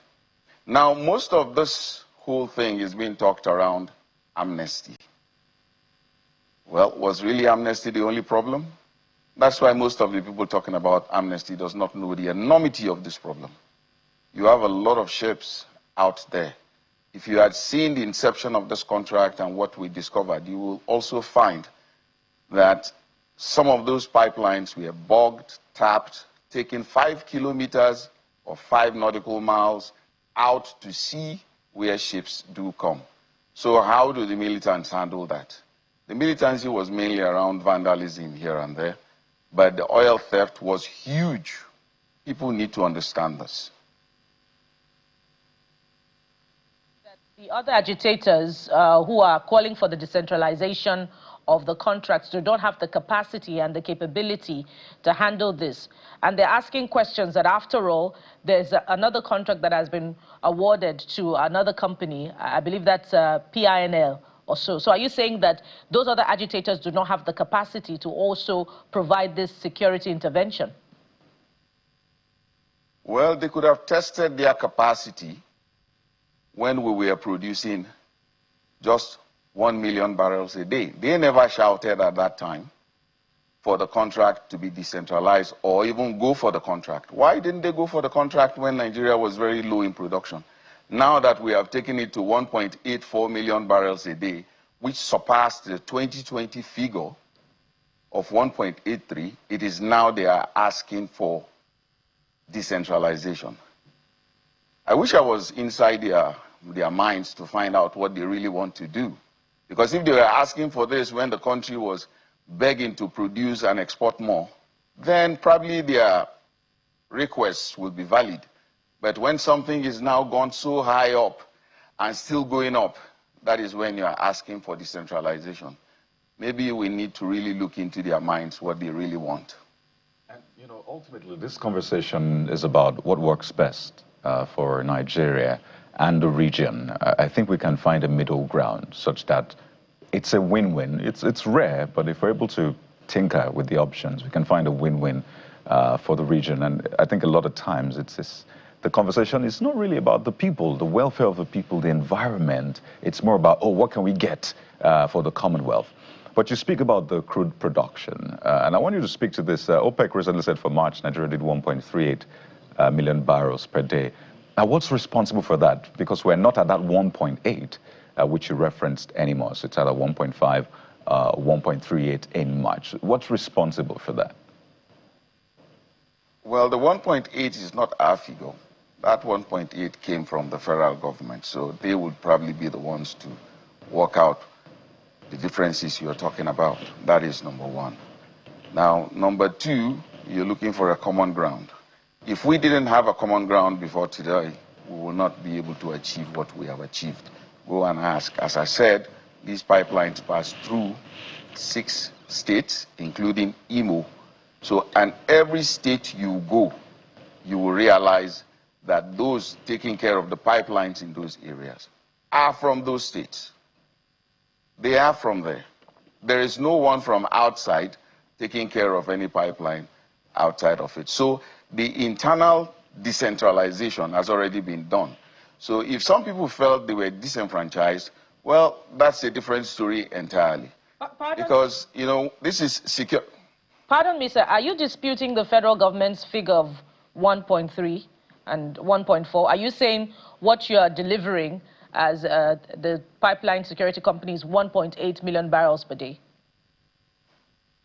If you look at the presentation that I gave, and at the end of that presentation, you can go to the NUPRC website and verify that figure. Okay, go ahead with your thoughts. All right, Captain, as we begin to wind down. Yes, as we begin to wind down, I'm familiar with the NUPRC record.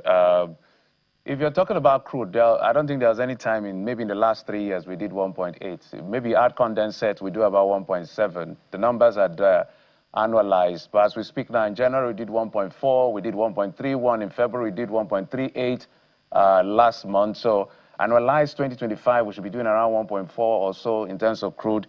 If you add condensate, we can upscale the number as far as that is concerned. But the conversation here, because I wanted to put that fact out. I know there was a time we're doing 1.5, including condensate. We even did less than 1 million for crude oil, so that the people will be familiar with the numbers according to what is reported by NUPRC.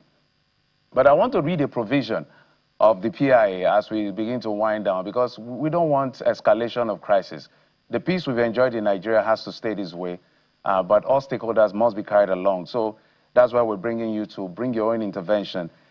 Section 257, subsection 2 of the Electoral Act, sorry, not Electoral Act, the PIA, says, where in any year an act of vandalism, sabotage, and other civil unrest occurs that causes damage to petroleum and designated facilities or disrupt production activities within the host communities, the community shall forfeit its entitlement to the extent of the cost of repairs of the damage that resulted from the activity with respect to the provisions of this act within that financial year, provided the interruption is not caused by technical or natural cause. The key word here is the host community. For if I understand this law, means that if there are 10 communities and pipeline passes through and maybe contract is given for them to protect whatever is given, if community A fails in their responsibility, they'll forfeit their 3%. Not that the entire chain of 10 communities will be affected. I'm responding to when you talk about if you protect your end, this man fails in his end, all of us are caught up in the web. Is that what that seemed to be in contradiction with the provision I just read of the PIA? Okay, yes, that act is there. But the question now is, are you putting meters in every community to find out whether who and what is responsible? Because when we started this job, if you see the amount of illegal connections on the pipelines, they ran in thousands from different locations here and there. So, you know, you need to be on ground to see how this whole thing works. They are evoluting all the time. They are evoluting. They're not doing one thing. Initially, you have illegal refineries, thousands of them. We cleared those. Then illegal connections, thousands of them, we cleared those. They stopped illegal refining and they went into using sulfuric acid. So there are so many different methods. It's not just the pipelines. They are even stealing from the wellheads, in different communities. In fact, wellhead theft is even far more serious than pipeline, because with pipeline you detect because the oil is not flowing. But when it comes to wellheads, they just take, it's like opening a bottle, pour your whiskey, drink, and go. You know, so it's a very, very enormous problem. And as I said, and if you also remember what my MD said in the National Assembly, he made something very clear. We are not protecting the pipeline from the people. It was very clear. He said, we are protecting the pipelines with the people. Captain, just before my colleague comes in, there are 2 points of... So how should this be resolved? Remember, when I even started, I said, this is about ensuring de-escalation and peace. There's the argument of maybe other agitators not being carried along as much as they should, on one hand. Then there's the centralization of the contract, maybe in Delta State. I know we have Niger Delta, West, somewhere around Delta, and then we have East in Bayelsa, and then Central in Rivers. We have that Trans-Niger pipeline. Those contracts by Tantita, PNL, I think one other company or so, most of them from Delta State. That's why they're saying, why don't you decentralize? So don't you think it's time to look at it critically so that we don't have problems on our hand? This is our own Strait of Hormuz. You know that. I do know that. And if you don't mind, name those agitators and I will tell you. And what? Name the agitators. No, I'm just saying you should name the agitators. Okay. The United Niger Delta Congress has also been speaking lately. No, That's one of the agitators. The United Niger Delta Congress, do they have the capacity? Do they know the problem on ground? Well, if they didn't have the Anybody capacity, can come up with if they any didn't union. have the problem, if they didn't know the weight of the problem on ground, they would not be seeking an intervention. So what we're doing is representing their views right now. So we'd like you to go ahead and speak to the legislation that has been provided for under the PIA Act that confers responsibility of pipeline protection on host communities. So if certain host communities are not represented, isn't it their right, their due under the guidance provided by the legislation to also seek representation? Thank you very much. I mean, this thing you've said is very, very good because under that PIA Act, it is not Tantita that is supposed to pay them or carry them along. It is supposed to be the operator that is going to carry them along when it comes to that particular PIA Act. That is number one. Number two, if Tantita is now protecting the pipeline in such a way that your own community, the section that passes through your community, there is no theft, there is nothing happening, that means you will get all your money that is being promised you by the PIA Act. So I guess you should be kissing us, not kicking us. We are doing your job for you. all right, just before we wind down, and I think the kiss would come if we're able to do, for a lot of people now, if we're able to do 2.2 million barrels per day. So let's wind down with this, because a lot of times what happens in your sector is not open to the everyday person, or we just see our figures. So why are we not able to do 2 million, 2.2 million, particularly now that the price of crude is doing 100? Why are we still at 1.38, at least according to OPEC figures? What's the difference? What exactly is at play here?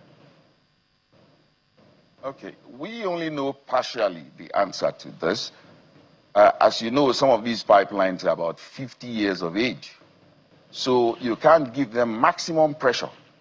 If you give them maximum pressure, you're going to have pollution in most areas in the Niger Delta. So we are still putting controlled pressure on the lines for export. But I think in recent times, the government has taken a decision to replace some of those pipelines so that they can operate at max level. Mind you, there is also the oceanic side of things, which to some extent we are not involved. So this is mainly the brackish waters and within the land. So by the time that most of these pipelines are replaced and also things go in such a way that we have max operation, I think you will see more than the 2.2 million barrels a day. That is an amen I would like to say to, but we are not there yet. We're still struggling. And more investment coming in and less oil theft will guarantee. And more importantly, which is why we're having this conversation, peace and stability in the region will help us to achieve whatever numbers we can achieve in terms of optimization. But annualized, we haven't done well in terms of crude oil, maybe adding condensate, we can play around. But we must thank you, Captain, and we hope there will not be crisis. Everybody must be carried along in the region so that everyone has a sense of belonging.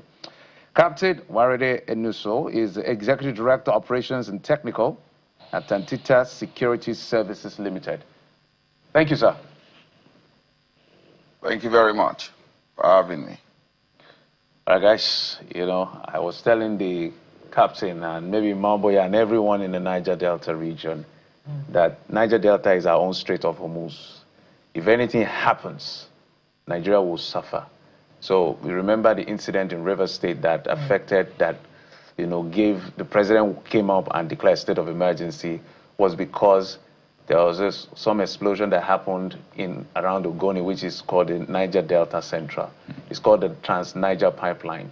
It's like the Lagos-Ibadan Expressway of pipelines in Nigeria that cuts across that region. So it's very critical whenever we are dealing with the people around the Niger Delta to make sure there is peace. And you know, Jeffrey, just because of the critical state of our crude oil and oil infrastructure and gas infrastructure, shouldn't we be looking at surveillance with other means like technology, and then there will not be a backup of military surveillance, or if you like, host, you know, community surveillance? Because this looks more like a job for the boys. We're talking about contracts to the tune of trillions of naira, 2.3 trillions of naira, and that's why other agitators are coming in and saying we want a piece of the cake as well. You know, if you look at other countries that are also crude oil producing countries, they're deploying technology for pipeline surveillance, and we're still in an age where we're granting you know, pipeline contracts to ex-militants, something, by the way, that was criticized by this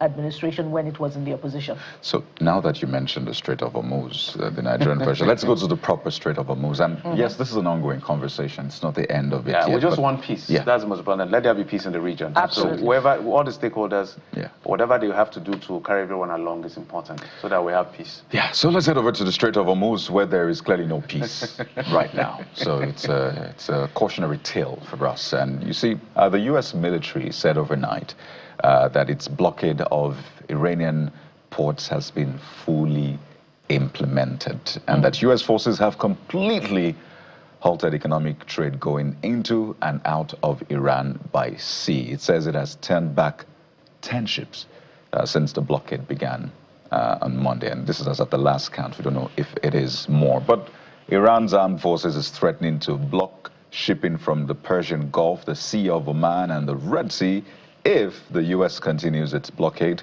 and creates insecurity of Iranian commercial ships and oil tankers, in the words of Iran. So it's like, okay, you have blocked the Strait of Hormuz, we can counter-block it, and then Iran is saying, okay, fine, then we'll go and block others as well.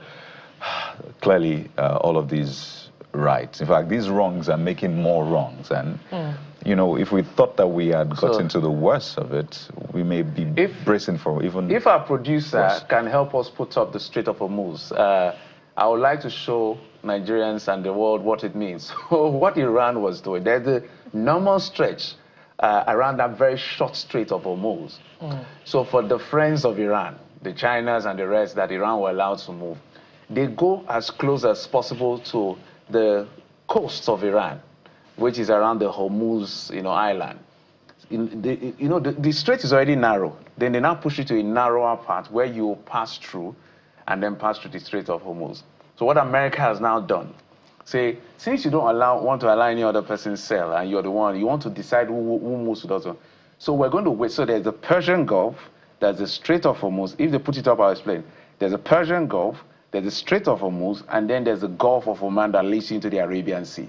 America has now gone to the Gulf of Oman and blocked everything else. So since you don't want any other person to buy, you too, we may not be able to come inside, but you can't come outside. So that's where the trouble is. But Jeffrey, beyond the partners of Iran and America who may be benefiting or not from this, what does it mean for Nigeria? Are we going to be buying petrol for more than 1,255 naira per liter in the coming weeks? It looks to me like that will be the case, Jeffrey. I don't have good news for the price of crude oil for anyone, because this escalation You know, now there's even propaganda in Mr. You don't know who is saying the truth, whether it's America that is saying the truth or Iran is saying the truth. So everybody's so that's the Strait of Hormuz, guys, I was explaining. I wish it was the night vision. So that's oh boy, I wish I had a screen. So that very elbow-like point is the main Strait of Hormuz. So if you see that island close to the north or that's Hormuz. So they pass through that particular corner and they come out through the Strait of Hormuz around this area. So you can see the ships, the ones in circle are stationary, the ones that are like triangle are moving. The red are vessels that carry oil and gas. Then the other ones are more like cargo that carry any other good apart from oil and gas. And we have ships, all kinds of ships there.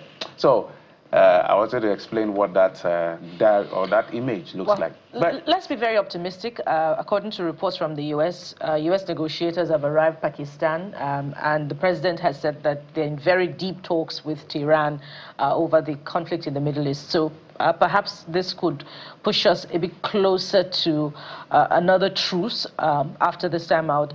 Perhaps it could also lead to maybe a partial reopening of this very critical Strait of Hormuz.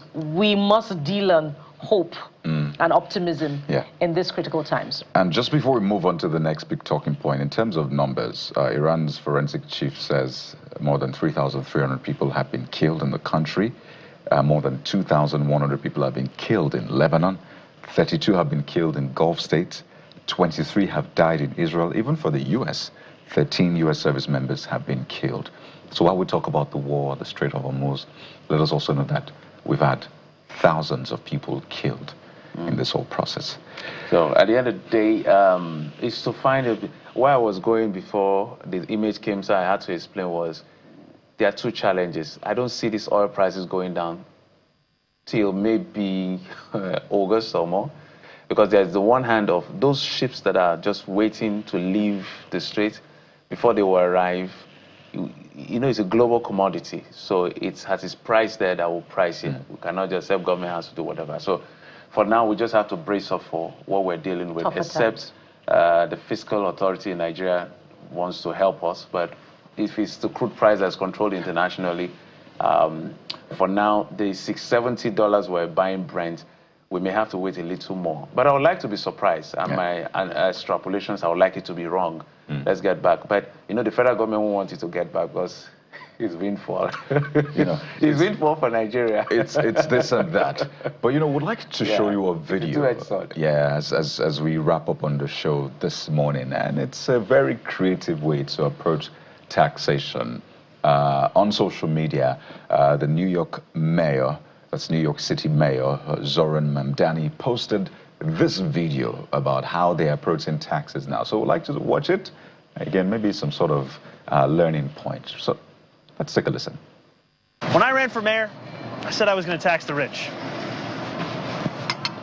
Well, today, we're taxing the rich. I'm thrilled to announce we've secured a pied-à-terre tax, the first in New York's history. This is an annual fee on luxury properties worth more than $5 million, whose owners do not live full-time in the city. Like for this penthouse, which hedge fund CEO Ken Griffin bought for $238 million. This pied-à-terre tax is specifically designed for the richest of the rich, those who store their wealth in New York City real estate, but who don't actually live here. But even so, they're able to reap the huge financial rewards of owning property in, dare I say, the greatest city in the world. And most of the time, these units are sitting empty, since again, they don't actually live here. This is a fundamentally unfair system that hurts working New Yorkers. Now, it's coming to an end. This tax will raise at least $500 million directly for the city. It'll help fund things like free childcare, cleaner streets, and safer neighborhoods. As mayor, I believe everyone has a role to play in contributing to our city, and some a little bit more than others. Happy Tax Day, New York. When I ran for mayor, I have an idea. The FCT. I have one too. The FCT, you have buildings. Ikoyi, Lagos. Exactly. Luxury homes in the federal capital, empty, unoccupied. You see, all of us are fired up. We know the locations. So rather than eliminating the middle class that was already finding it difficult to breathe with their income, the middle class is now being eliminated with the new tax regime. Well, we know who to tax. So the simple calculation is the richest of the richest of the richest. Since you build houses and you're not living in it, spaces that we should use for other development, don't worry, we're not going to take away your house, but you pay for that space. That's exactly what Mamdani is doing. And for the record, the budget of the state, the city of New York, which has 5 boroughs, that's Bronx, Queens, Brooklyn, Manhattan and Staten Island, the budget of that city alone is twice the budget of Nigeria. Let that sink in, or even 3 times. So that is where we draw the curtains. I think we must be creative with the taxation, ensure that the vulnerable are protected, and those who are super rich, well, they pay their dues. I'm Kayode Okikiolu. Thank you for being a part of the show. God bless Nigeria. There are more dues to be paid as we contribute our quota to nation building. We'll be back again tomorrow. I am Bukola Koka. Let there be peace in the Niger Delta. We're enjoying peace. Let it stay that way. And for the super rich, maybe the tax man will come for you. I support the motion. I'm Jeffrey Ozawa. Thank you for watching.